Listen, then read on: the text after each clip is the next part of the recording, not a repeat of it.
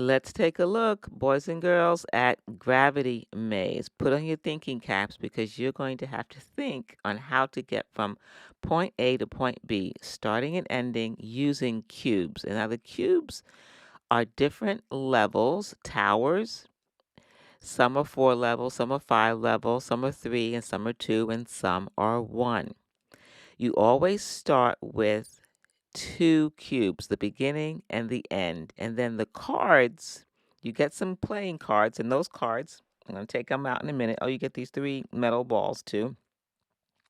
These are the different levels of the maze. They're beginner mazes all the way up to expert mazes. Each one on the front will tell you where to place the beginning and where to place the ending. The red is the end point. That's where you want the metal ball to travel to from the beginning all the way to the end. So there's 4 different levels.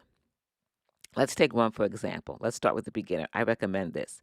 Take a beginner card, do the beginning and the end. The red is the ending point. The orange is the beginning point.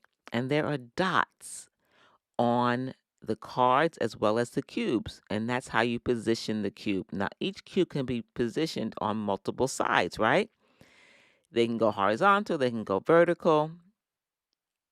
Now you just follow the diagram like I just did there. Now, the beginning and the end has been selected. There's purple and gray for the in-between cubes. Now you have to figure out which direction those cubes go to help connect the beginning to the end point. Now, of course, I'm looking at the solution, which I recommend, so you can get an idea how the game works.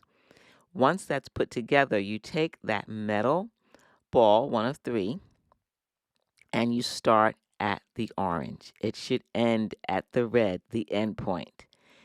Right through the hole, and it ends up in the red. That's how you know you've successfully completed the game, the puzzle. It's called Gravity Maze.